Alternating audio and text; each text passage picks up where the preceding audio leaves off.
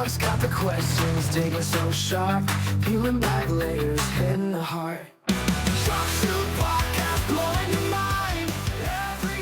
So I wanted to start because I kind of rushed through some of the research and I listened to some interviews and things, but did I hear this right? Did you say that you got debanked by Bank of America and soft rated you? Yeah, me. For making this film? We don't know why I, was debanked. They're not going to say that, but I suspect that's why. Yes. And then my house was soft rated twice. It's one of those things where it's like plausible deniability for them. They claim I was swatted. I've never been swatted in my entire life.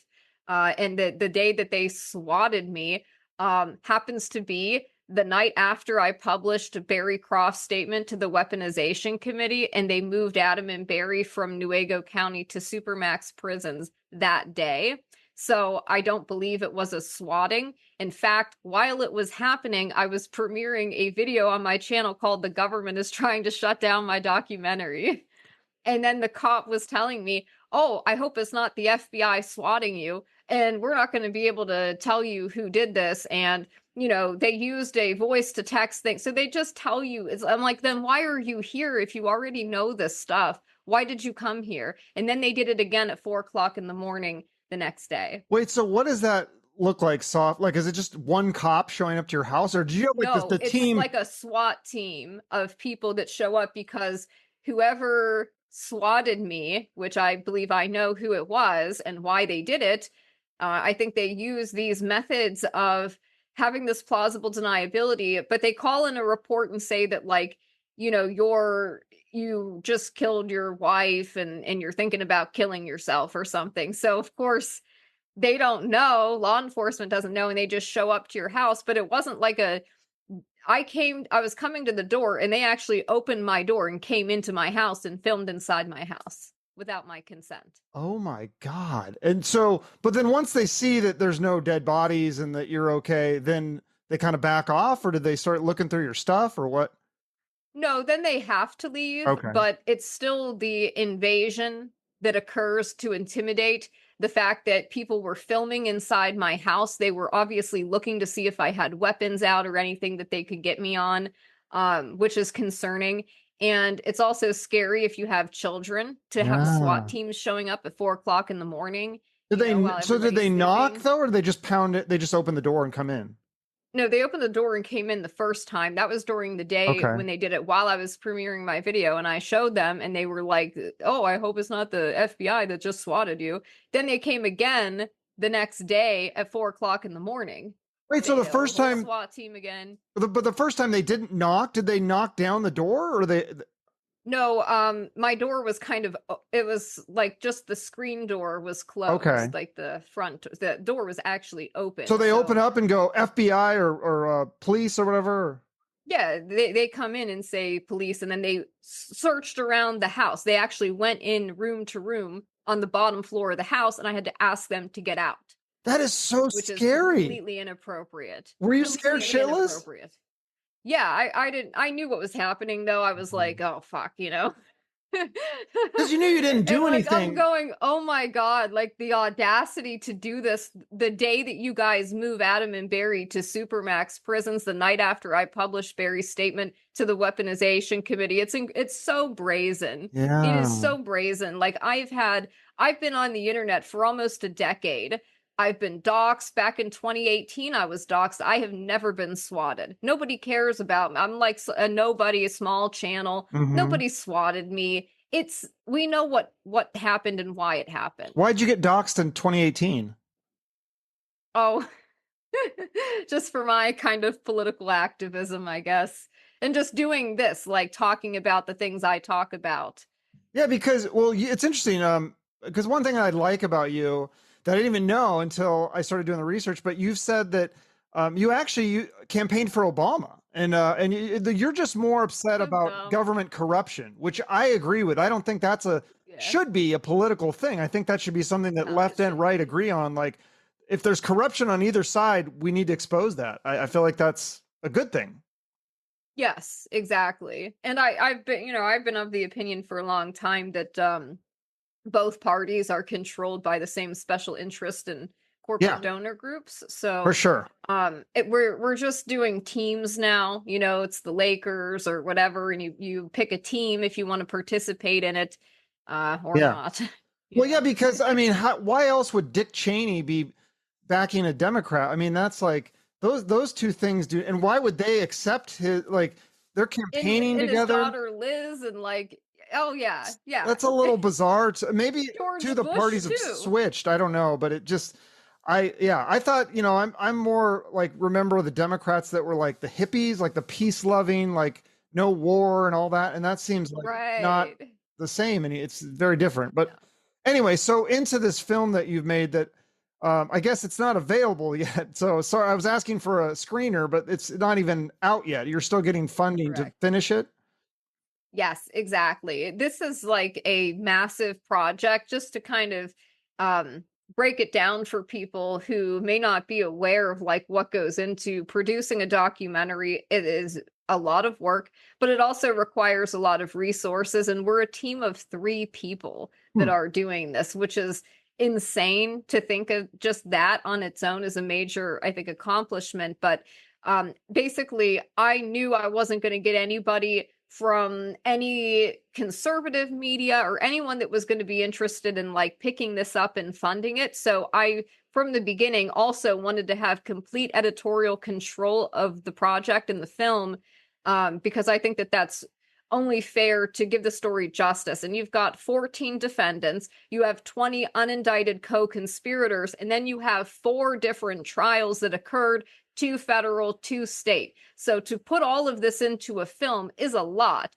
I don't live in Michigan. I live in Northern Virginia. So for me to go interview people, I have to travel. It costs me money. I had to go up and down the state of Michigan to visit these locations of interest, the different places that the FBI took people. And then, just there were, I know a lot of people don't know this, and we can get into this. It was bigger than Michigan. This was actually supposed to be a multi-state plot. The FBI informant Dan Chappell was talking about to the guys a big 15-state movement that they were trying to kick off, this Boogaloo movement, where the FBI was hoping they could have multiple militia groups attacking multiple governors at the same time. So could you imagine if something like that actually happened in 2020? It requires, to tell this story is a lot of work. It's not just the 14 men themselves. It is the unindicted co-conspirators, but it's also their family, right? So there's a lot of interviews that have to be done. Our computers couldn't even handle all of the terabytes and terabytes of data we amassed over the course of years that we've been working on this. Yeah. Okay. So there's a lot So right there to unpack. First of yeah, all, we had like, to update the computers. My drone, we had an issue when we went up to Elk Rapids to do drone shots of the area. There was some kind of electronic interference because our drone's never done this before. It always, before it hits the ground, it will hover and it like recognizes it. It was going up over the lake and it just went poof. It just like stopped in midair and went right down into the lake. We had people that were out on like their boat that actually went, oh, we'll go look for it and see if we can find it for you. They could not find it. They looked around, they couldn't find it. So that was weird. We had this to is get a new drone. It's this always something. yeah, it's so scary. Like I was doing the research for this episode last night and I had to stop. I had to take a break because I honestly like I got kind of scared and it started like making me get really paranoid and I was like I got to like take a break from this cuz I mean it makes you so like not trust people. Like even like so you have these 2 people that are you're making the movie with, like did you vet them? Like because then you start thinking like maybe they're FBI informants and they're going to sabotage the whole thing. Like I mean, you know what I mean? Like you start going down that rabbit hole and it gets kind of scary. Well, one of them's my husband, so Okay. I vetted him well before this. Thank goodness. Okay, that's good. But my editor is fantastic, and he's a great guy. He actually was around before I started working on the documentary, just when I was a small time content creator and journalist. So he's, to me, is amazing. He's the person that cut that trailer, which is Great as trailer. great as it is, and he's doing really the heavy lifting there.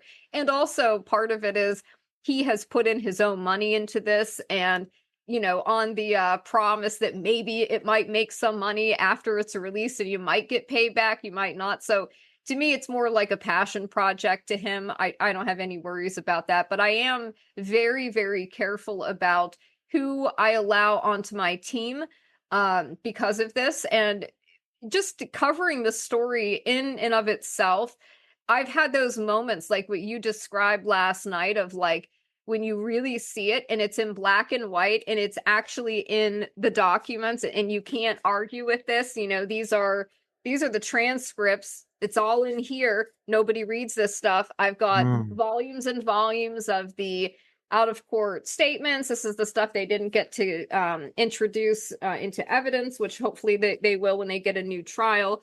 But when you can see it in black and white, what they did, how they did it, and then you see that the legal system itself allowed this to happen and facilitated it, and that you realize how controlled the whole thing is, that I think is the most terrifying aspect to it, because then you go, well, if they can do this to these guys who didn't do anything, why wouldn't they be able to do that to somebody like me? Well, that's what I, listening to the interviews and stuff and you guys, people talking about this and discussing it, I think there was something, the book, what is it called? Book called 3 Felonies. Somebody was talking about that and how basically everyone is 3 felonies away from being arrested. Like it's and there's so many contradicting laws that it's like almost impossible for you to not break the law. So if they want to come after you, they can easily find things that you've done wrong and arrest you. Yes, exactly. And I think, just watching how this has happened, how it's played out, and how it's playing out now, even as these men are trying to appeal, you realize that everything is stacked against the regular person. Everything you thought you knew about the Constitution is like a lie. The Constitution, I would say, was shredded a long time ago, probably back in 1913, if we want to be honest. But certainly after 9/11 and the passage of things like the Patriot Act, which allowed them to suspend your rights, they can suspend habeas corpus, they can indefinitely detain you without charge. We've got people that had been sitting in Guantanamo Bay, and I know that they're not American citizens, but it doesn't matter, because if they're doing it to foreigners, it's just down the line that they're going to do it to us. It was normalizing that first, right? Let's hold these guys in there who we claim were responsible for 9/11, the deaths of 3,000 people, but we won't charge them or have a trial or present any evidence to the American people. And we accepted this. And I think that is part of the reason why we are where we are today, is that this has been really almost 30 years of complete and utter chaos and the taking over, frankly, of the national security state of the entire federal government. When you look at the FBI and the programs they have something called the Sensitive Informant Program. We learned about this through a man named Jesse Trentadue, whose cousin Kenneth Trentadue was actually murdered because they suspected him to be John Doe number 2 from OKC, right? Oklahoma City, back in the day. And he has been engaged in suing the government and trying to get information and really trying to figure out what happened to his brother who killed Kenneth Trentadue. We want to know and why. I think we have a pretty good idea. But as part of his litigation, he's been engaged in numerous FOIA lawsuits with the federal government. We now know that the FBI has something they call the Sensitive Informant Program, and that they can cultivate informants in the news media. So you can have somebody who's a mainstream media reporter that moonlights as a federal informant, but they're going to write commentary on a federal conspiracy case like this. I don't think so. You have people who could be a judge, who could be a clerk, who could be a district attorney or a prosecutor, and they can also moonlight as federal informants, as FBI informants. But these are the people who we're supposed to trust to be impartial and fair. And indeed, when you actually look at these cases and how they all go, why would the government have a 99% conviction rate?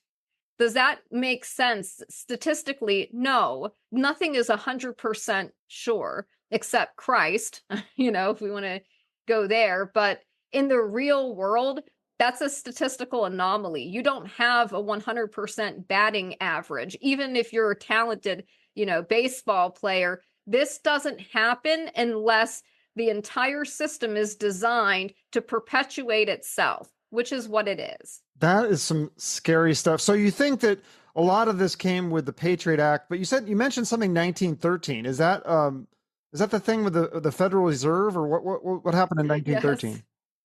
Yes, that's when we got the Federal Reserve. And now I would argue that a private entity, private banking cartel, is really the people in control of our country because they're in control of printing our currency. Yeah. Oh, so yeah, and back to because we got into the raid thing, but so the debanking thing, like how does that, Bank of America just sends you a letter and says, we're no longer doing business with you, or something? Like they give you a check for your savings, or what? How does that's so weird. No, they don't even do that. So, we didn't get any notification that this was happening. It was not until I think we tried to use our card or something that we realized it wasn't working, and we actually went into a physical branch location, because I thought, oh, there must have been a mistake, and you know how it is. You can't call and get anybody on customer service.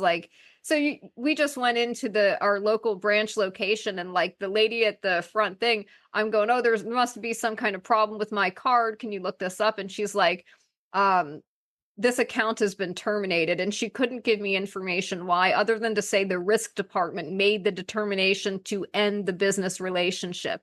And they were not going to give me access to my funds. They said that I would get a check in the mail. Mm-hmm. And we don't know when that was going to occur. So that's what they do. So did you ever get the check? No. How much was it? A lot of money? They ended up reversing their decision. Ah, okay. So, but we no longer bank with Bank of America and no longer will use them. And I would like to plug Old Glory Bank here, just to throw out there if anybody's had any problems with debanking. I've never heard of that. Is that kind of a small, like mom and pop bank? There aren't a lot of those left. So it actually was a physical branch location, I believe in Oklahoma, that was purchased by a group of people. One of them is Dr. Ben Carson and a few other people that are more right-leaning who have been through canceling before, where they've been debanked and stuff. So they actually all came together, put their money together to actually purchase this bank that had a physical location that has been around since, I think, 1853. So it has a long history. And then they turned it into sort of like a more national bank. It's like an online bank, but they do have that physical location as well, which I think is very important. But they have actually written into their terms of service, you will not be discriminated against based on your religion or any political beliefs. I don't know of any other bank that does that. Wow. And they even have videos on the bank website where Dr. Ben Carson is talking about being debanked and what that does to a person, how it can hurt your life. So yeah, I didn't know Ben Carson was debanked. That's what. Yes, I didn't think of him as like a super radical. That's no, I know that's because he campaigned for President Trump. So, and he's a talented guy, so he had to be destroyed. They had to come after him. But I don't think he really talked about it much. He's kind of the person who just quietly said, "I did not know that." Then I did not know that. That is happen again. Scary. I mean, if it can happen to a guy like that, who's a doctor and like a very successful, smart guy, I mean, why couldn't they do it to guys like me? Scary. It is. It's terrifying. Yeah. And this is where we are now. I mean, if you deviate from the official narrative in any way, this is what happens to people. And it's not really, left, right doesn't really matter. It tends to be more people on the right, just because I think more people on the right dissent from the official narrative. Yeah. Because right now the left is in power. Right. Because you think the narrative used to be, it used to be more in the 80s and 90s when I grew up. I feel like the narrative was more like, Christian, and like it was more conservative. And now the mainstream narrative has shifted, that a lot of it's very anti-Christian, and that Christians are bigots and people on the right are racist, and that is like more of the narrative now. Yeah, I think back in the day, it used to be more sort of like evangelical Christian and more neoconservative. These were like the George Bush days and whatnot. But now I feel like that has changed. And, when I was younger, when I was like a teenager, 17 years old, I was a leftist because I was against the forever wars. Yeah. I was against things like Guantanamo. Obama ran on shutting down Guantanamo, ending the forever wars. Of course, he didn't do any of these things, but I campaigned for him because I believe, I was like, oh wow, finally somebody's gonna, do the right thing here. Yeah. And that didn't happen. So Well, it's I also don't feel interesting. like I changed. Yeah, it's interesting too because he bailed out the big banks, which I was like, Oh yeah, that would, that's and also amazing. he He signed, brought in all the Citibank people to staff his administration. and he signed the Dark Act, which I thought, okay, there's a lot of issues that I'm very left on, and I thought for sure, like, being transparent with the American people about food, whether it's bioengineered or it's organic and all that stuff should be like, that would be something that would be more left, like more regulation on food, and they signed the Dark Act, so it's like people don't know if their food is bioengineered or whatever, and they don't have to legally label it, which is kind of, to me, that's scary. I don't know. When we go down that whole rabbit hole, that's another corruption and stuff. But anyways, back to the film. So this is such an interesting case. If you actually start digging into the weeds, it is, because I just remember seeing the news story and going, oh my God, like, and it was a month before the election, and just going like, how embarrassing for conservatives, and just like what a stupid thing. They're going to kidnap the governor. Like what was the goal? Like what did they sell the goal of this kidnapping plot to? Like, they're still going to kidnap the governor, and then what? Like, and then they just, that was it. Like, I mean, they were going to take charge. That's the question. And the story changes depending on which point in time we are, because the government, they're constantly changing and updating the narrative. Their most recent filings in the appeals case, they're talking about things that never happened before, were never mentioned before. They're bringing up railroad stations and like the electrical grid. And it's like, where is this coming from? You didn't mention this for, the past 4 years at the past 4 trials, but now during the appeal, all of a sudden the story changes. And that has been from the beginning what's happened. Initially, they said that this was a plot to kidnap and kill Gretchen Whitmer. Then the story changed to this was a plot to overthrow the entire federal government and kick off the Boogaloo, a federal fabrication. Explain that term. You've mentioned that before, the Boogaloo.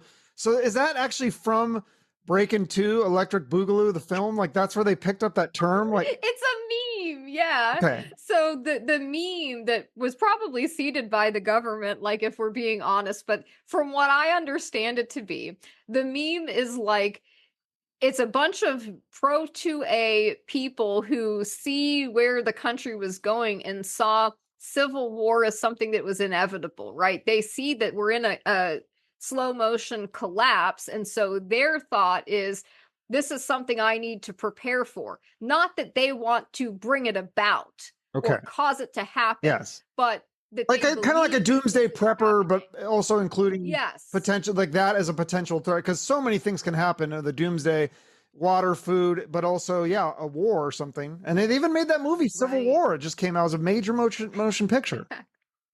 Yes, exactly. But so that was sort of like, I guess, where this started. Where it began was people joking about the Boogaloo being this, the Civil War. And then there's sort of the more accelerationist minded individuals who perceive that the country is broken beyond repair. And in their mind, they want to help accelerate the collapse because they believe that once it collapses, then we can fix things and restore, the country to what it was, which I think is honestly a pipe dream. If the country collapses, I think we're balkanizing, and just look at what's happened in the past to other countries where this has happened. You're not going to magically take over power and then restore the Constitution. Mm-hmm. But that was the thinking, was that what the situation now as it stands is intolerable. So if something does contribute to the collapse, not that people want to do that, but they view it as a good thing rather than a bad thing of like, let's just, get the show on the road, I guess. That's their thinking.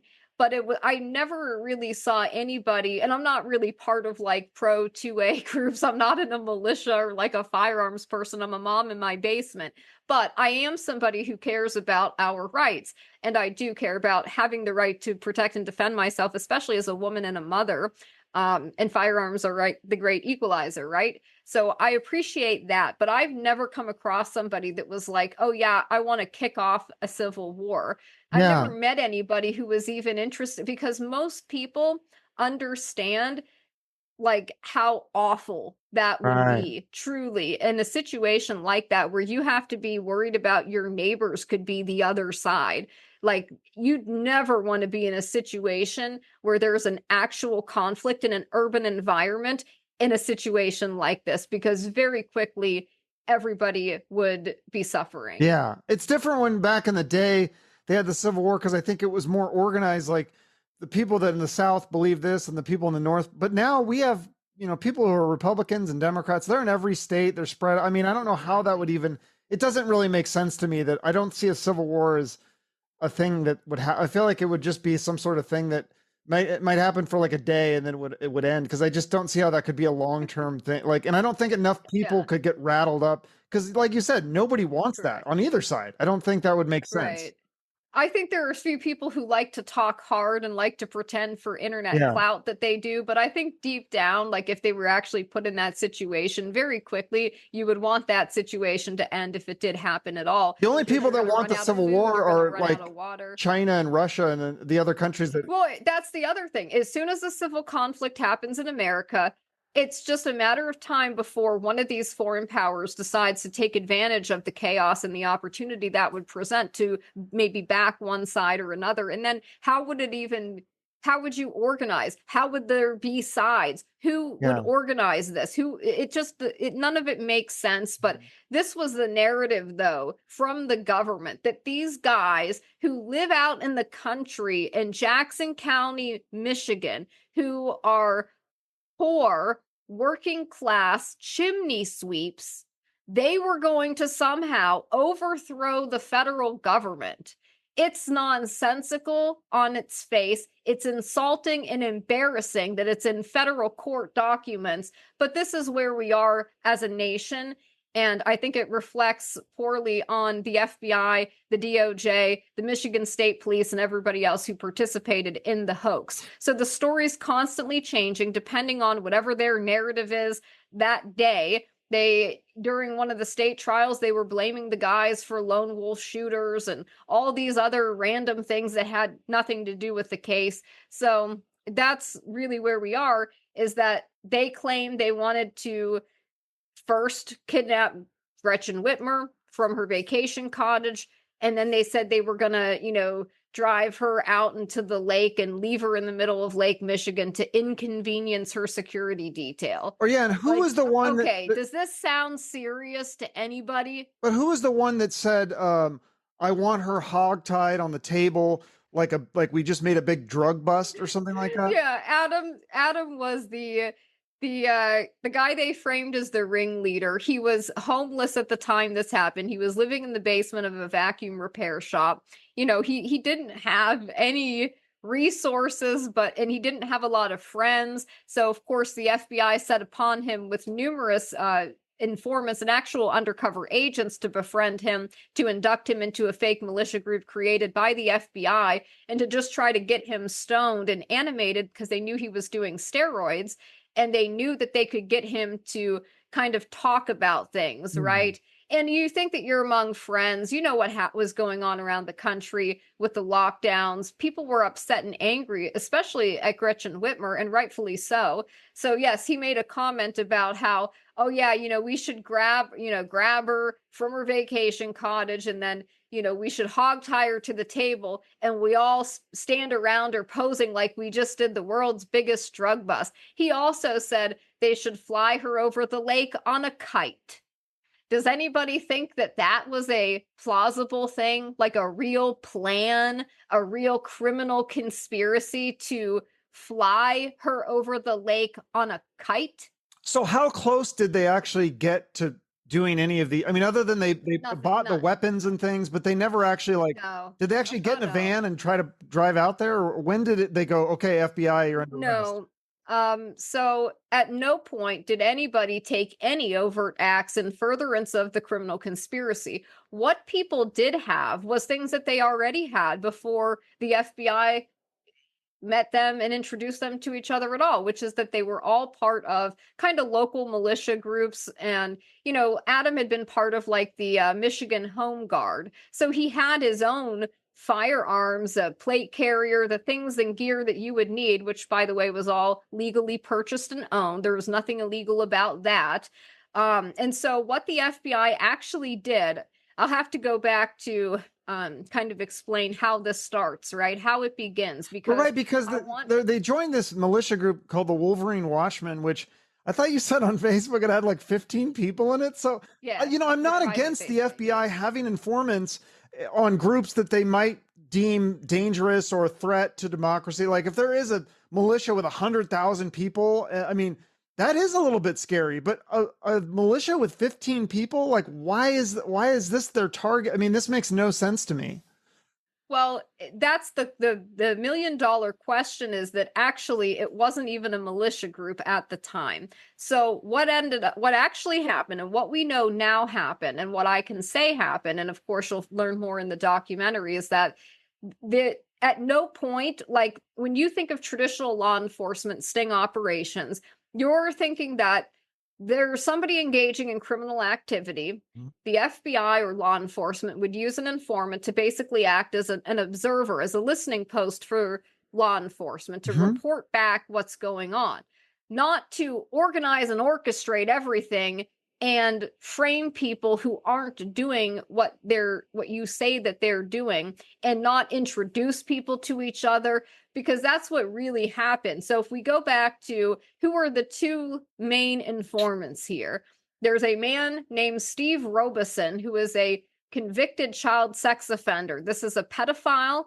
This is somebody who has a history of being a criminal, going back to at least the 80s. He's got numerous charges on him of sexual assault, bail jumping, fraud, etc., etc.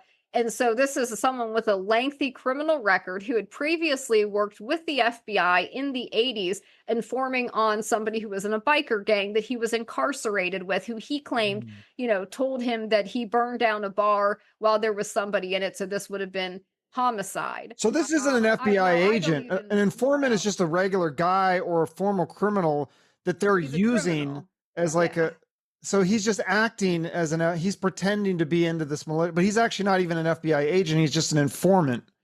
He's right. So I want to stress this about informants, is that most of them are criminals, and they're doing this to get off on their charges, right? So by setting up and helping to frame somebody else, they can look at less time for them. So if we look at somebody like Steve Robeson, this career criminal, literal pedophile, sex offender, freak, weirdo, has a history of crimes, and of course has a previous history of informing for the government, being in biker gangs and whatnot. That's who they use. They're using and cultivating criminals. I want people to understand this. And then they're putting them with, so you have a convicted sex offender and you put them around men who have children, and you don't allow those people to know that this is a child sex offender. And in fact, the FBI cleaned his record because they knew militia groups run background checks on people before they allow them around their families. And so they actually took that information from his criminal record, removed it. Even in their own internal reporting, they do not mention his child sex offense. How did that come out then? Disturbing. Well, because the actual charge does still exist, and it ended up coming out when the truth about his involvement came out in this. People were able to dig deeper into this and see that actually he does have this offense. Okay. And so there's him, and then there's Dan Chappell and Jenny Plunk, or there's the three informants, and then there's two actual that are FBI agents, Mark Schwiers and Timothy Bates. So then now once all five of those people, they're exposed, right? So people know you could Google their picture or something, like, then they can never do this again. And so No? So Dan Chappell, he was the other main informant that they used. This is a guy who was an Iraq war veteran. Very hard to find information about him online or any pictures of him. I think I was able to find a few, but that's it. He keeps a very low profile. It's very interesting. You're going to learn that Dan is not who he appeared.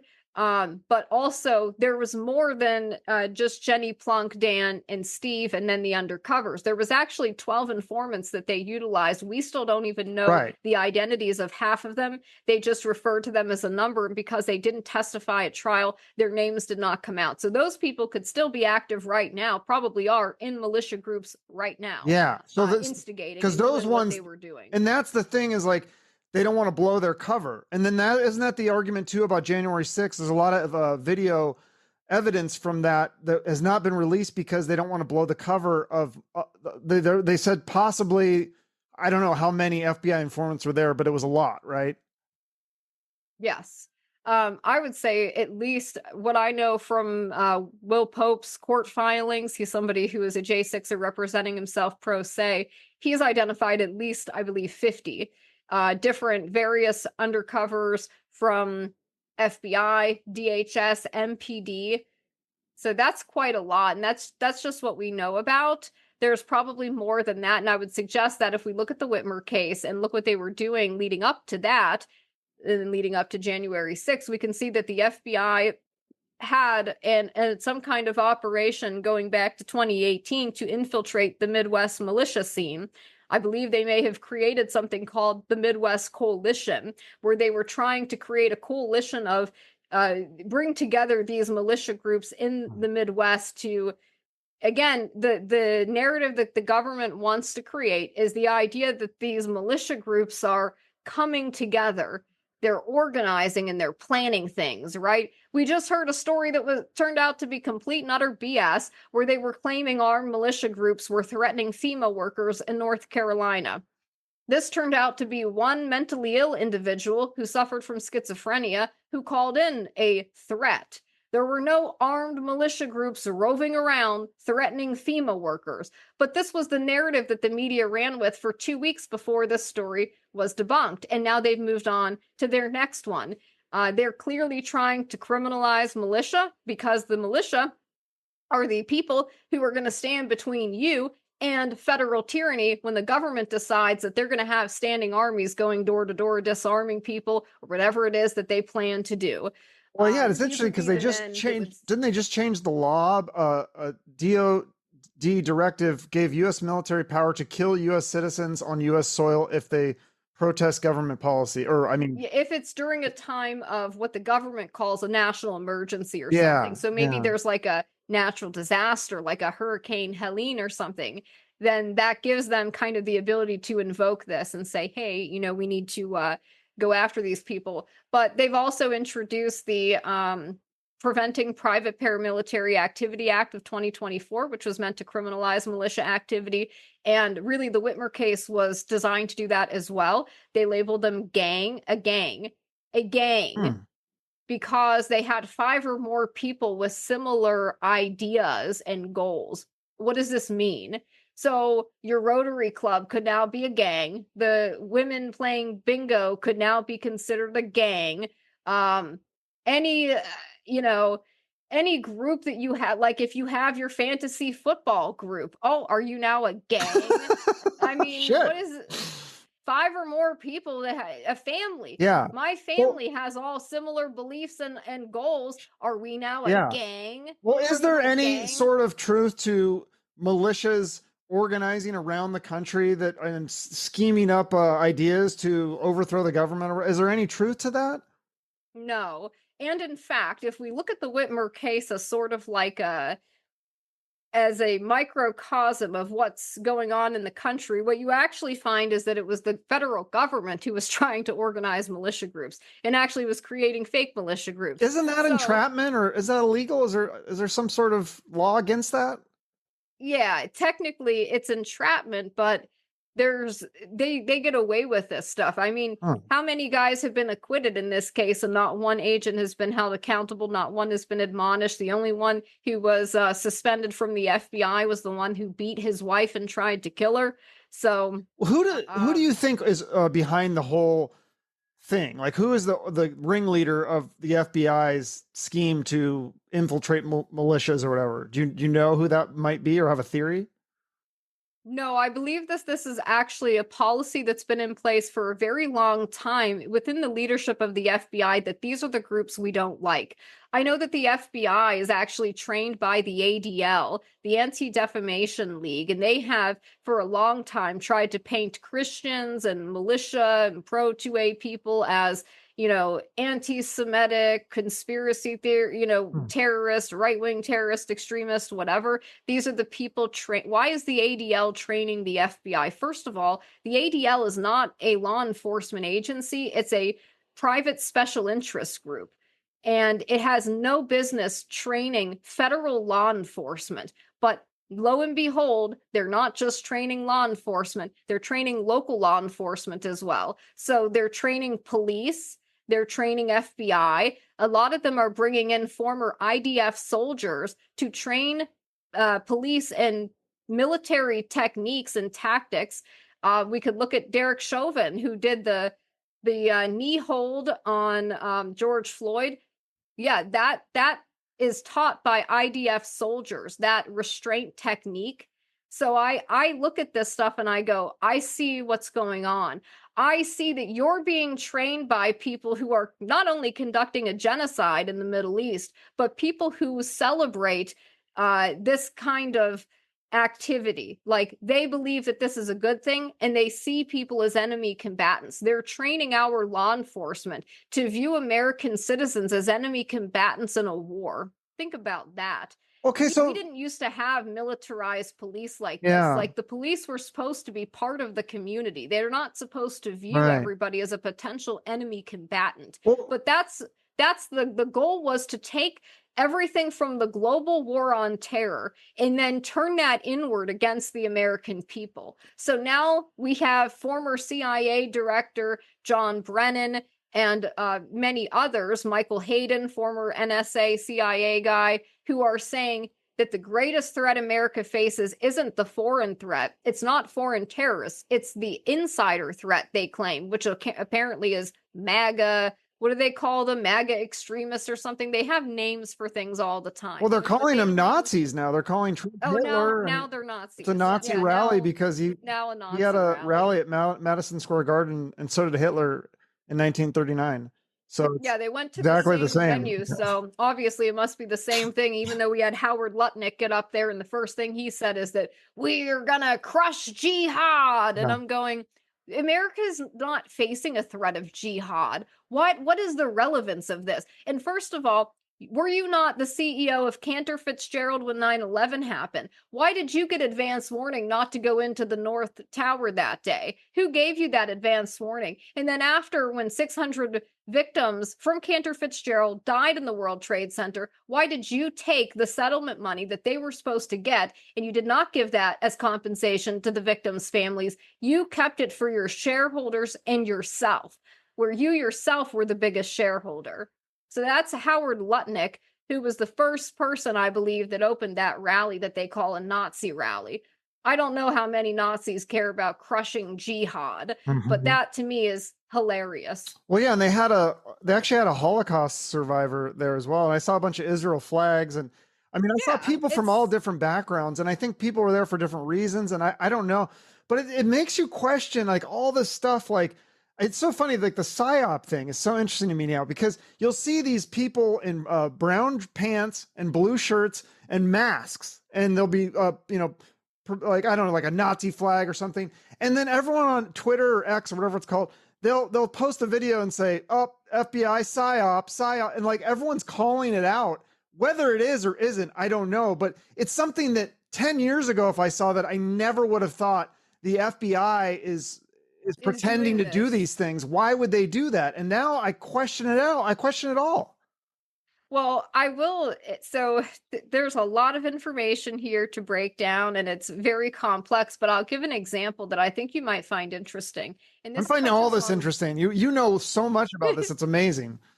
This touches on why the FBI might have, an incentive to do this. I would say that from the founding of the FBI, they have been a political police force from the beginning, right? We know J. Edgar Hoover maintained blackmail files on numerous politicians and he bought them off. We also know he himself was being blackmailed by the mafia. So there's that.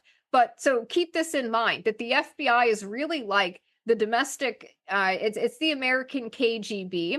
It is the sword and shield of the party being the uniparty, being the security state, which I would say is really unconstitutional.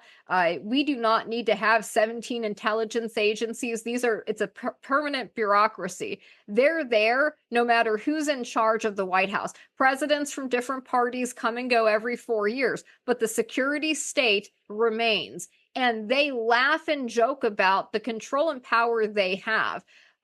Chuck Schumer was bragging about how they have 6 ways from Sunday of getting back at you. He was saying that to Trump when they were launching their Russiagate hoax, when they were the election deniers in 2016 and tried to tell everybody that Russia stole the election, which was nonsensical, but here we are. So if we look at the FBI organizationally, they've expanded a lot. You know, they were initially created to basically assist state and local law enforcement in their attempts to go after organized crime because the mafia had become so powerful. They kind of needed to have a federal coordinating agency. So ostensibly, the FBI was brought in to shut down organized crime. Now we know the FBI was being blackmailed by organized crime and essentially was going after their enemies, right?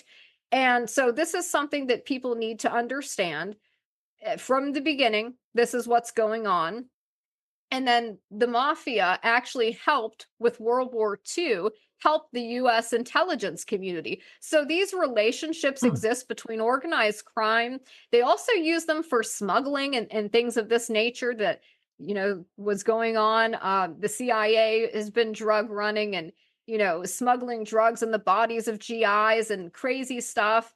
So this is happening. And then the FBI, they exist to perpetuate their own existence, and they have to justify why we still need them. Why do we need to have the FBI when we now have things like DHS? We've got, again, 17 different intelligence agencies.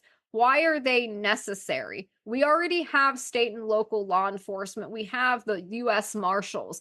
Why do we need the FBI?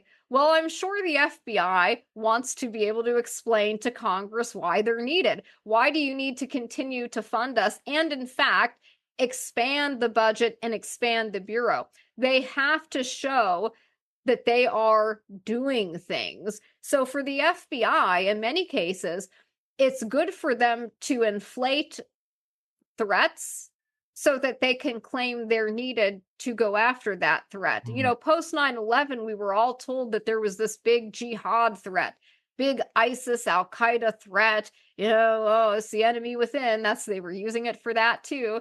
You know, and so they sold this idea that they needed to stop these Islamic terrorists. Well, where were these Islamic terrorists prior to this? They just magically show up. What? Like, that doesn't make any sense. And then the more you look into every single one of these so-called Islamic terror attacks or even school shootings, you always end up finding a connection to the FBI, whether it's an informant or an undercover agent that somebody's in contact with. So I would suggest that. Now, if we look at the Whitmer case itself, to give a quick rundown of what actually happened, the FBI was investigating these people, or they were running informants at them before their investigation begins. Before it begins, they're already influencing these people. They're befriending them. They're having informants reach out to them. And didn't they pick people that are typically low IQ and or emotionally vulnerable? Like, they're not picking, like I said, they're not picking the guy that has 100,000 followers on Facebook that's the head of this already massive group. They picked a guy who had joined a group of 15 or whatever, like this, who's living in a vacuum repair shop basement or something. Yeah, I mean, I would suggest they go after people who are naive and vulnerable and people who have little resources. So their hope and their goal is that when they do arrest these people, because they don't have any resources, that they'll just take a plea deal and the case won't go to trial and nobody will find out what they did. And that, I think I would suggest that happens a lot of the time, because the federal government, the way that they do things is they come at you with the full weight and force of the US government. Think about this, the world's most powerful empire that we've ever seen. Think about the power the United States has, its ability to project power across the world. That is coming down on a regular person who lives in the basement of a vacuum repair shop. And they tell you that you're going to face all these terrorism charges and you're looking at life in prison. And then they tell you they've got a 98% conviction rate. And then they tell you your best bet is to do a deal. And then they tell you, everybody else is talking. You're the only one that hasn't spilled the beans yet. You better talk to us and take a deal, because everybody else is. They can lie to you and tell you these things to try to trick you. And most people can't withstand that kind of pressure, right? It's scary. You're sitting there in handcuffs and you have these feds telling you you're going to spend your life in prison and that they basically win every case they have. And everybody else is turned on you, and they really try to manipulate you. And we know that law enforcement has gotten innocent people to confess to crimes they never committed just to make interrogations end, because they're using these psychological techniques to break people down that they've perfected over time. So I think that that's very concerning. But look, think about it this way. The FBI does not have to have probable cause. So if my local Fairfax County police wanted to open an investigation on me, there has to be some kind of evidence that I'm engaging in criminal activity. They can't just say, we don't like the things she says. We don't like her opinions and the fact that she writes articles or makes videos. So we're going to start investigating her. That's not how law enforcement works, and that's not how our Constitution works. They would have to get have probable cause, show it to a judge in order to get a warrant to surveil me or do whatever it is that they want to do. Now, for the FBI, they don't have these same checks and balances. The FBI, if they receive an anonymous tip, they claim they have to open an intelligence assessment or a threat assessment. And so there's a different threshold for opening an investigation into somebody. Whereas, like I said, law enforcement has to have actual probable cause that there's actually something happening. The FBI can investigate you for what they call anti-government conspiracy theories. They say that people who have anti-government views are extremists. So when you look at the files on these guys of why they opened investigations on them, it says militia extremism or anti-government extremism. So these are thought crimes. Hello, pre-crime, thought crime. This is insane. Or they say some anonymous person reached out to us with a tip, and so we have to look into it. This is all horseshit, by the way. It's all lies. And I'm going to just flat out say it. They shouldn't be allowed to do this. And I think that if the American people knew how many of these intelligence assessments they've opened on people and for how little it is for things you're saying online, perfectly protected First Amendment activity, they would be disgusted and shocked. But this is what the FBI does. And Scary. so they took a group of people that didn't know each other and they introduced them to one another. Barry Croft, who was framed as a ringleader and a spiritual leader. How were you the spiritual leader of a fake kidnapping plot? Like, nobody's sitting around in turbans praying. Like, what spiritual leader? They made this up because of the blind sheik, which they, at Barry's sentencing, compared him to. And there's no comparison, first of all. But even the blind sheik, there's questions about, again, these connections to U.S. intelligence, like how Al-Qaeda was trained by the CIA and armed by the CIA, and then they morphed, into this so-called terrorist group. But it's like, no, actually, you just trained and armed those people in the 80s to fight against the Soviet Union. And now you claim that they're anti-American. It doesn't even make sense. It's just so stupid on its face. This was the lie to get us into these Middle East forever wars that don't benefit America, I would suggest. But in any case, so the FBI takes Barry, who's a middle-aged trucker that lives in Bear, Delaware, And now all of a sudden he's part of a plot to kidnap Gretchen Whitmer. Why? What's Barry's motivation? Well, they say, oh, they were so angry about these lockdowns that they would have gone after any politician, and it's like, actually, Barry liked his governor. Delaware didn't have the same kind of lockdowns that Michigan experienced. And also, during the course of the FBI's investigation, during the summer of 2020, we know that Barry met Senator Doug Mastriano at a cemetery in Civil War. I think it was Gettysburg. He actually met him, shook his hand. So Barry was armed at that point. If he just wanted to harm politicians, and he would have done harmed anyone he could get close to, well, he had the opportunity and he didn't do anything. So the narrative here is nonsense. Well, something that, according to the recordings, claimed that he was granted permission from God to commit murder. So this he's got some issues then. Barry, no, Barry was taught, if you listen to the context of what that conversation is, this is after the FBI's gotten him intoxicated and they're talking to him about hypothetical situations of a Civil War scenario. They're talking about, in a shit hits the fan situation, what would you do? And then he goes on this extended rant where he talked about how he would, he'd kill a cop, put on the cop's uniform, and kill a Fed. He also said things that were just completely nonsensical. He talked about walking on the ceiling. He said that he had run Secret Service details off the road with his truck.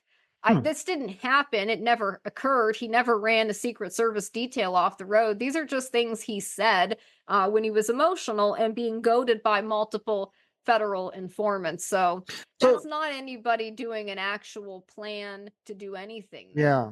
So it seems like they kind of tricked these people into. There's a dichotomy too. I would say this is something that is really important that people need to pay attention to.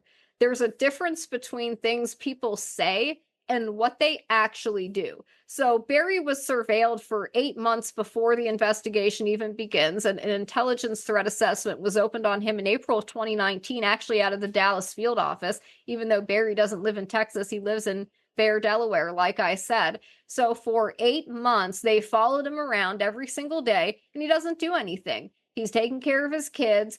What he does is he talks a lot because as a truck driver, he's sitting in his truck all day and he has nothing else to do. So he gets on the phone with these informants and he says stupid things. But anybody can say something. What are they actually doing, though? Right. And so why did they target these specific, however many people, 13, 15 people, or whatever it was? 14. Is it just because they all joined that Facebook group? Or like you said that they brought them from different parts. So they were some of them in different groups and then they connected them? No, so some of them weren't even in any group. Like Adam at the time was not in a militia group. He had been kicked out of the Michigan Home Guard. So he's not part of any militia group. He gets brought in by Dan Chappell, who tries to convince Joe Morrison, who was the leader of the Wolverine Watchmen, that he should bring him in, and then the FBI actually inducts Adam into a Michigan chapter of a fake militia group that doesn't exist outside of the FBI's fabrications. This was a militia group called the Patriot 3%ers United States. So this is a fake national militia group where they had their pedophile informant posing as a national commander of this fake group. And he told Adam, you're going to be head of the Michigan chapter. He gave Adam business cards, which the FBI seized as evidence when they raided the Vac Shack. So again, that's literally planting evidence on somebody to be used against them later. That is what they did. They told him he needed to recruit people into the Michigan chapter of a fake militia group. The only people he recruited was his girlfriend, Amanda Keller, who started working with the FBI herself during the course of this investigation. A man named Sean Fix, who was pretending to be a Navy SEAL at the time. He's not a Navy SEAL. He's just a guy that does stolen valor. So this is who Adam recruited into his fake militia group. And why did they target these specific? The FBI. Yeah. Sean Fix. Then Dan Chappell, the main informant, Mark Schweers, an undercover FBI agent. So the entire group, basically, besides Adam and Sean Fix, is FBI or FBI informants. That's crazy. Cooperators. There's And more then informants and the agents than there FBI is criminals. Or Yeah, there's no criminals Yeah. in this except the FBI. Nobody Targets, even I committed a should say. crime throughout Yeah. the course of So- this, except yeah. Richard Trask, the FBI agent who beat his wife and tried to kill her. So why did That's they the only target person who these? committed a crime. I mean, they could, like I said, why didn't they target like some of these bigger groups with the people that are the head of those groups? Like, is it just like they'll just take a tip and they're just like, all right, let's just run with, like, do they have a lot of people to choose from that they could, you know, kind of pull this kind of a deal on? Well, I would say that the FBI has maintained informants in many of these groups long term, right? Hmm. They don't want to get some of these bigger groups caught up in stuff like this because that would take away the access that they have. Hmm. They're actually leading a lot of these big militia groups. Like I said, in 2018, the FBI, from what we understand, approached militia groups and told them that they needed to turn over membership rosters into a cloud database. Many people said, I don't want to do this. And the FBI was trying to pressure them. So many of those people stepped down from leadership positions around 2018, 2019. And we believe it's at that time that the FBI put their informants into many of these leadership positions in these groups. And so they're Interesting. keeping them open because they can continue to use these groups to funnel people in to create these fake plots at the lower level. They want to keep the main group going, though. They also want to keep the idea that these groups exist going. Yeah. They want to scare people to think that there are all these, you know, national militia groups, or there's these militia groups and they're going to come together to do something. So are they doing the same thing with the far left? Are they doing Antifa and or, you know, whatever? Because like there was a lot more incidents, I would say, that I saw personally that were more like Antifa, BLM movement, you know, buildings being burned down and riots and you know, like our Yes. mall down the street was looted. I mean, and I guess Of they're course still, they're in these groups. yeah, so Of they're course in they those are, groups but- as well. They're on both teams. But I want to say this, and this is the, you know, you could look at COINTELPRO and PATCON. We know about COINTELPRO because most of those cases went to trial. So we heard about COINTELPRO. What's With COINTELPRO? PATCON, COINTELPRO was an FBI counterintelligence operation in the 60s and 70s to infiltrate left-wing anti-war groups and then kind of, you know, radicalize them, what have you. They Is that like the targeted Black Panther thing and stuff? Yes, yes. So that's COINTELPRO, and everyone knows about that. They had the same thing aimed at Christian identity groups and right-wing militias. It was called PATCON, that stood for Patriot Conspiracy. Much less well known because a lot of this never went to trial because the groups that they infiltrated weren't engaging in the same acts that the left-wing groups were. They weren't going out and committing acts of terrorism or something that would lead to a prosecution where we would get disclosure from discovery about PATCON. So we never heard about PATCON until 2007. And very little about it has actually come out. What we do know from it, we know John Matthews was a PATCON informant, and he has said that there were at least 20 PATCON operations. He said Ruby Ridge, Waco, Oklahoma City were all part of PATCON. So that kind of paints a little bit of a picture here. So I would suggest that they're actually on both sides. Now, with Antifa and BLM, most of those, the riots, the Chaz, remember they made an autonomous zone out in Seattle? Yeah, I'm from Seattle. I live in Phoenix now, but I'm from Seattle, and I was just like Okay, so so- embarrassed of my home city. I'm like, what is going on here? But that did not lead to actual prosecutions. A lot of those people, they let them off or they give them low-level charges. So it's not going into the court system in the way you might expect, like a big terrorism case would, where you would learn about how many informants were there, blah, blah, blah, blah, blah. With a lot of the Antifa and BLM stuff, I think that they've been able to conceal that. So for the Whitmer case, I'll just make a connection here. One of the undercover agents who was introduced towards the end of this in it was August of 2020 when they wanted to start wrapping this up for October to do their October surprise. They introduced undercover agent Timothy Bates, who was posing as Red, an explosives expert.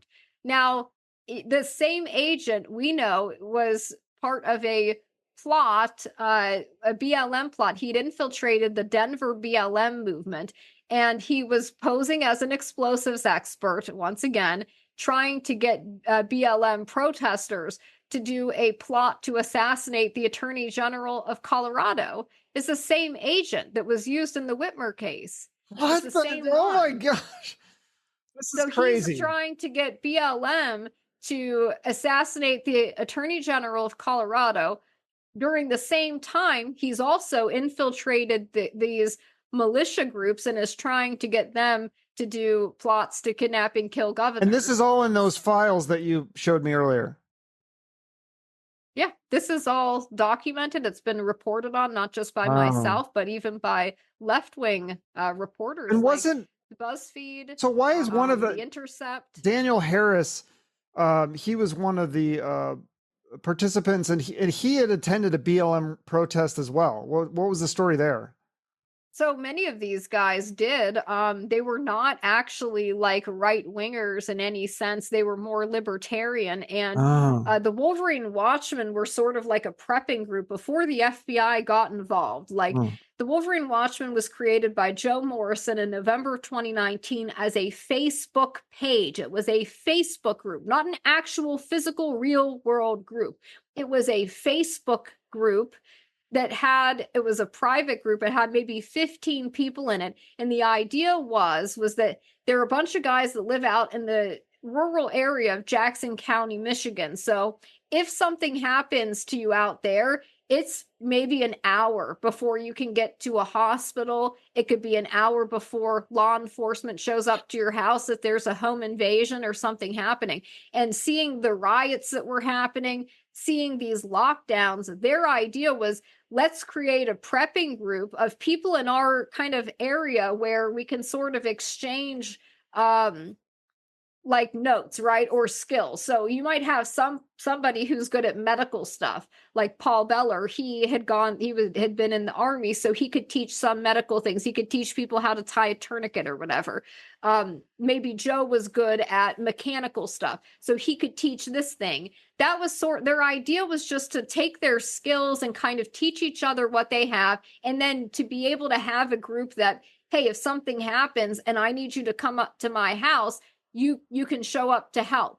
That was the idea of the Wolverine Watchmen. It was, we see what's happening to our country. We see that the police doesn't show up when BLM is burning down a city and looting stores and going on this campaign of destruction. Law enforcement does nothing. And they even were telling people that they weren't going to show up if they were calling during some of these times. So the Watchmen were saying, we need to have people that if this comes to my neighborhood, God forbid, right, a group of looters and rioters come into our neighborhood to try to attack our homes, they wanted to have people that they could kind of assemble together to stand in defense of that, to say, no, you're not going to loot this house.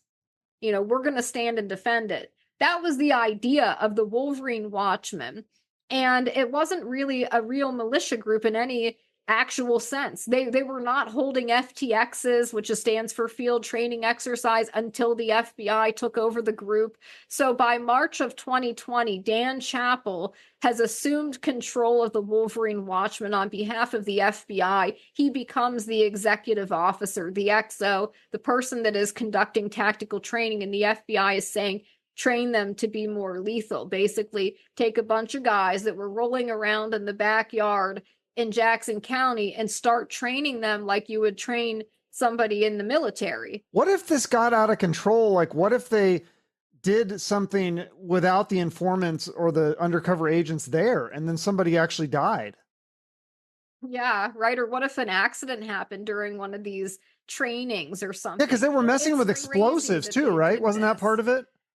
Not really. I mean, what do you call an explosive? You said something about a firework and pennies or something. I don't even know. Yeah, taping pennies to a presidential firework that you buy at the store. Well, wasn't there a thing really too where they were giving them explosives. credit cards so that they would purchase like a certain number of like ammunition, so then they can offered Yeah, they offered the use of, they were offering them, what they were telling them was prepaid credit cards that had a $5,000 limit on them. Okay. This was associated with a fake charity, fake 501c3 charity that the pedophile Steve Robeson, the informant, was running, called Race to Unite Races.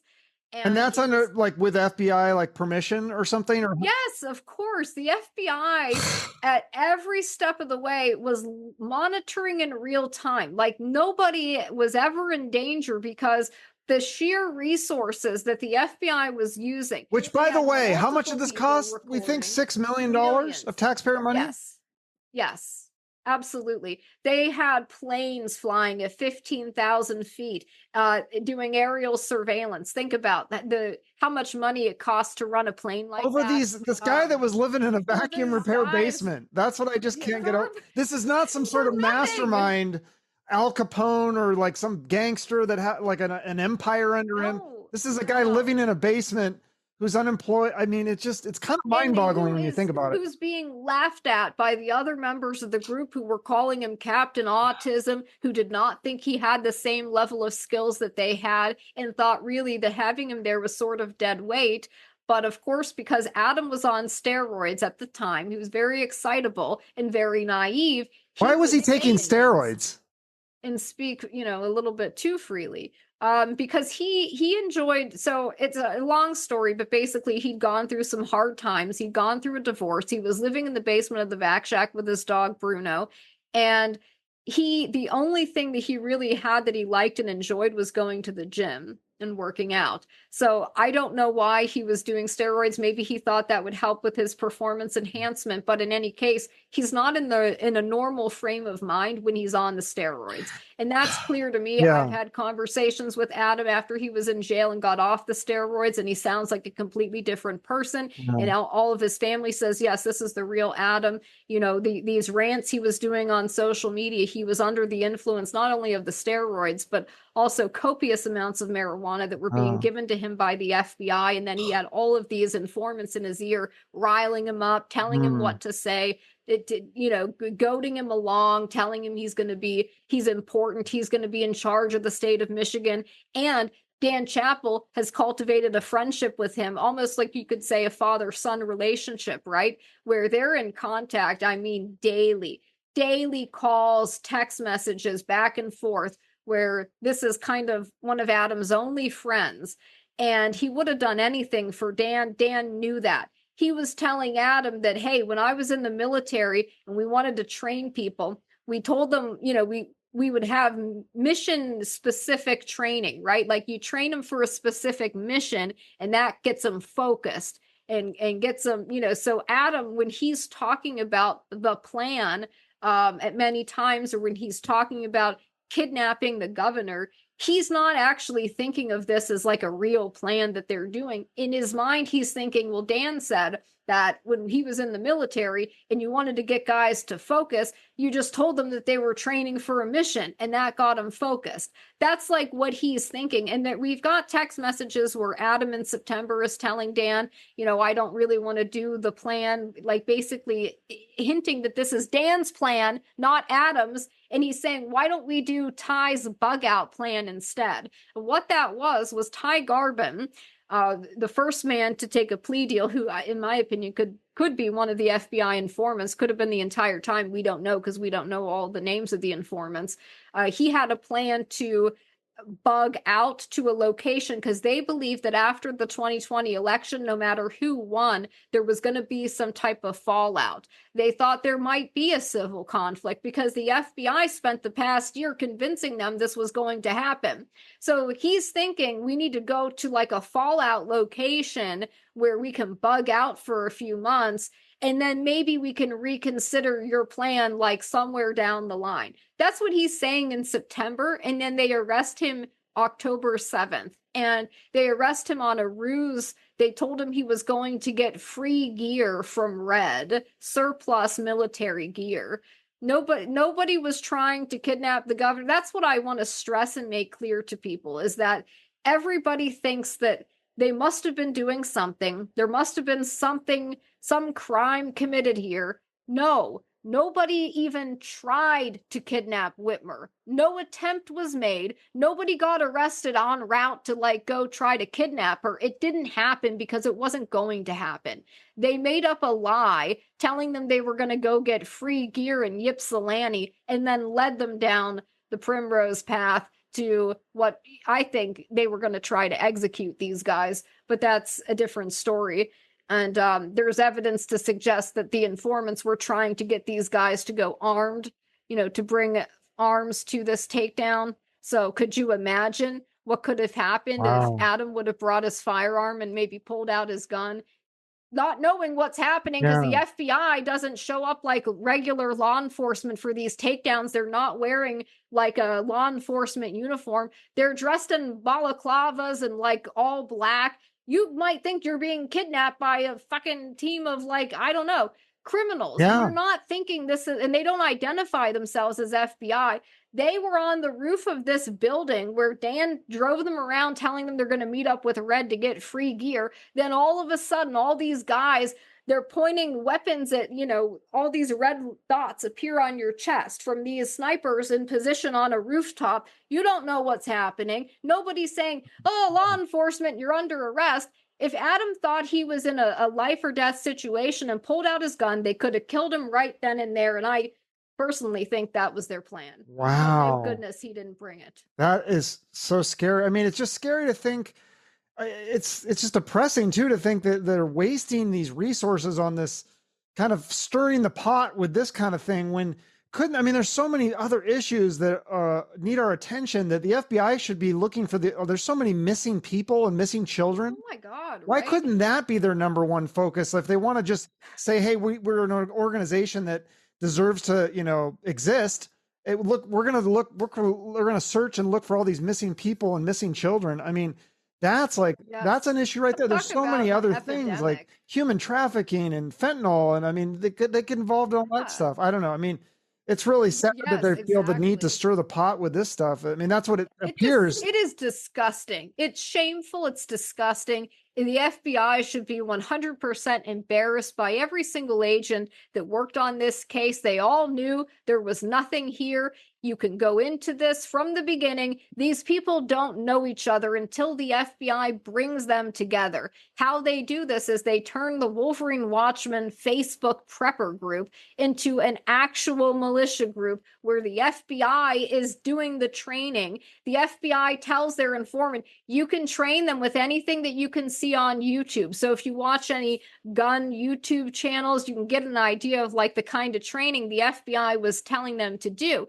Then the FBI is hosting meetings and field training exercises where they're putting on essentially obstacle courses for the guys to run through while a literal videographer is there filming them so that the FBI can use that video later against these men at trial. And I'm like, okay, you just fabricated this entire situation, though. That is literal entrapment. You can't bring these guys out to a property and say, we're doing a field training exercise. Go run through this shoot house. Go do this barrel training while we film you. And then we're going to take this film and use this as evidence to say you were planning a kidnapping.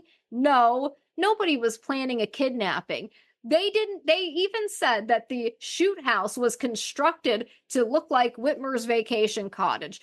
This is a bold-faced lie. Number one, at Cambria, the shoot house was put together with plywood purchased by the FBI informant, probably on his prepaid $5,000 credit card for his fake charity, and Special Agent Mark Schweers testified under oath at the federal trial on cross-examination by Julia Kelly, the lawyer for Daniel Harris, that he helped construct the shoot house. So, no, in fact, none of these guys did anything. They had an obstacle course created for them. They signed their names on a sign-in sheet. So we heard that they employed OPSEC, right? Because, they wanted to evade being monitored. But what? Because they used encrypted chat apps? I use encrypted chat apps. I'm a journalist. Does that mean I'm plotting to overthrow the government or trying to evade law enforcement just because I utilize encryption? No. So this lie about OPSEC is easily torn apart when you just look at the fact that they were signing their names on sign-in sheets. If you're showing up to a meeting or an FTX to plan, I don't know, a kidnapping of a governor, are you going to sign your name on a sign-in sheet?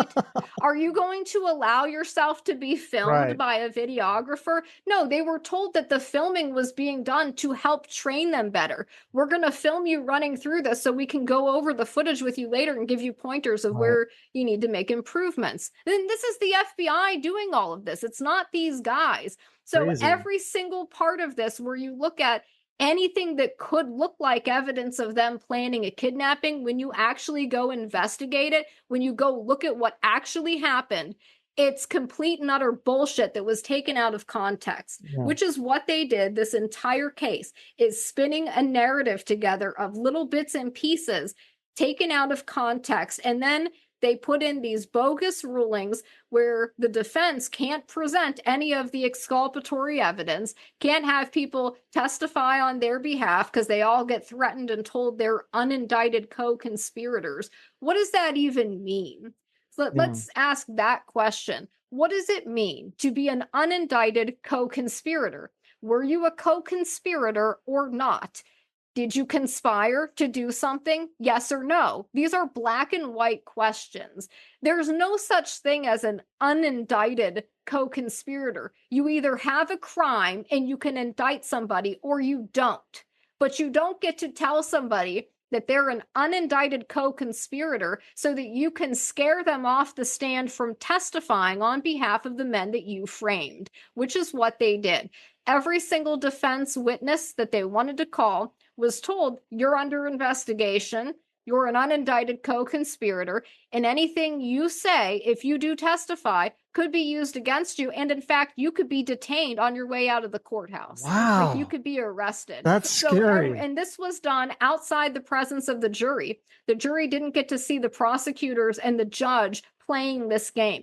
They didn't know these men had people who wanted to testify for them on their behalf, who were literally threatened off the stand one by one. That's actually called witness intimidation. They're not supposed to be allowed to do it, but here we are. Oh, that's so crazy. Well, so I can't wait to see this film. When do you think that you'll get funding? You have an estimation of when this will come out, and everyone will be able to see it? Well, as you know, it's a big story. I don't foresee us getting any magical people coming in to fund, the last funding that we need. It just is reliant on me getting the word out, doing interviews, and regular people choosing to support the film. Where we stand right now, we have already done, I would say probably 80% of the filming has been done. So we're mostly in post-production now, but you don't know until you're in post-production doing the editing where you have missing pieces. So if I have to go back to Michigan and get more drone footage, that's something I foresee happening since we lost the drone at the lake. There may be one or two other people that still need to be interviewed. So there's still some expenses that we have. So basically we're almost done. It would get done faster if we could get funding faster. If we could hire more people to do these things, but we're basically in post-production at this point. Okay. So well, I'll put the link in the show notes. So if people want to donate and get you over the top to get this thing out, I think it could blow up. I think this could be a huge film for people to see and expose some of these, the corruption. And I don't think I just want to go on record. I love the government and I love the FBI and the CIA. They're all great people. There's just a few bad eggs, I think, that maybe need to be thrown out. But yeah, I think you're doing great work. It's ballsy or gutsy work, I would say, to take this thing on. But it's amazing. I find it really interesting. Also very scary, very frightening for myself. Like it makes you wonder who you could trust, like these people befriended these people and then they kind of tricked them. That's what they set them up. I mean, they took them on these excursions, for almost an entire year, taking them to these places while they're filming and recording them and literally setting them up. Adam, they got his girlfriend to become an informant at a certain point. So it's like even the people around you kind of I start thinking have PTSD that Brandon spent 18 months in prison. Since he's been out of prison, his life has not been the same. I think these men need counseling. I think they have severe PTSD that will mess with them for the rest of their lives. They have trouble trusting anybody. Sure. I maybe even myself included, although I think I've been the only person trying to help them, but I see what it's done to them. Yeah. I see that since being acquitted, found not guilty, literally found and trapped by the government, Eric Molitor hasn't been able to get a job. He's lost custody of his children. He had sole custody before the FBI decided to ruin his life.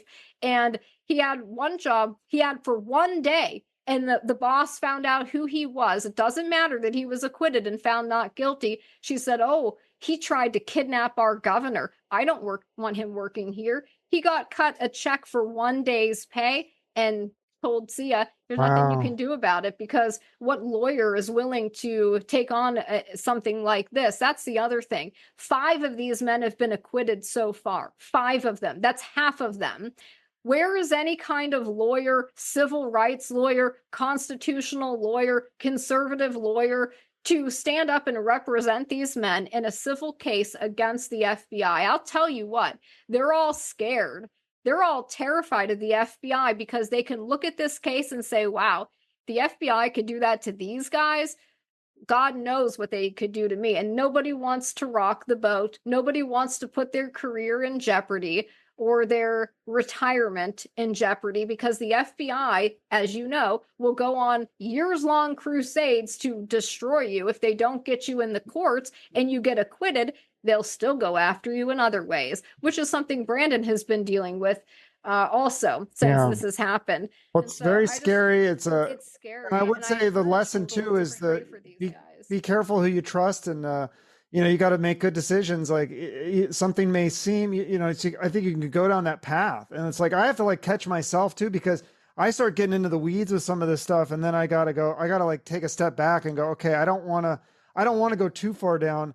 And sometimes I think that could just happen, and that can happen with a lot of things. It could happen with drugs. It can happen with gambling or whatever. I think these people just got too far into the weeds. But the thing that bothers me is that it seems like the FBI was pouring gasoline on the fire and creating these things that they probably could create things for a lot of people. Maybe not specifically, militia type behavior, but like I said, like drugs, or, I mean, isn't that like what MK Ultra, if people look at that stuff? I mean, there's so many things that the government, I mean, like you said, that they have people in the media that are informants. That's really crazy. Yeah. And then these people are supposed to be objectively reporting on things like January 6th, where we know that the FBI was present. We know they used informants and undercovers, and they all maintain the same narrative. It's really like how many things are people are psyops? Like how many? Like, do you think what's one is so crazy? Like, have you ever seen that like AJ Big Justice? Have you seen those people? Like they're like one of the most popular TikTok things, and I'm like, I don't get this. Is this a psyop? Is this the FBI making it popular for some reason? Then they're going to tell us who to vote for or something. I mean, it's just very bizarre. Oh yeah, like some of these influencers and stuff that you see that kind of appear out of nowhere, and then they get this big platform very quickly. Yeah. I would suggest a lot of those people are engaged in what is called IIA, interactive internet activity, or whatever. They have like a word for this, IIA operations. These are basically psyops online. And what we learned from the Whitmer case is that the FBI actually employs what they call OCEs, online covert employees. These are FBI agents whose job it is to basically poses people online to maintain false personas online, whether it's Facebook, it's Twitter, it's Gab, or somewhere else. Their job is to maintain false personas and befriend people. Why does this exist?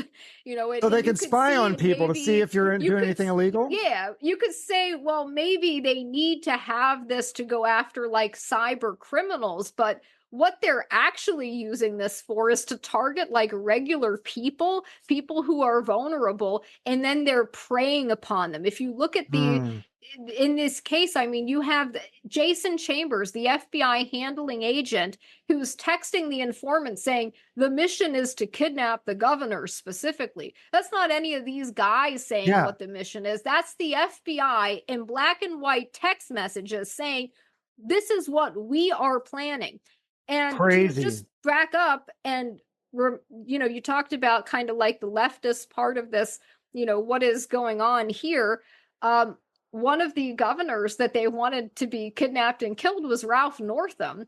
The FBI was trying to get a disabled Vietnam veteran named Frank Butler, who lives in my state in Virginia, to do a plan to kidnap and kill Ralph Northam. This involved the FBI actually sending him a recipe to make homemade explosives and then directing him to double the ingredients. Again, you talk about how many people could have been endangered in this bizarre ham-fisted operation. They're trying to get a disabled man to make homemade explosives in his house and double the ingredients.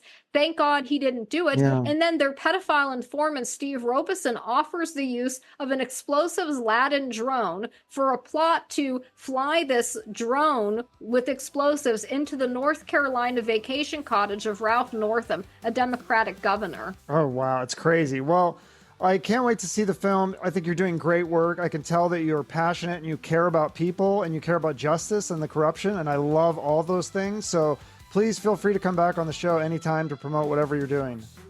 Awesome. Thank you. Thank you so much. All right. Thank you. Bye-bye. From the rockers to the wise men, soon it falls to me.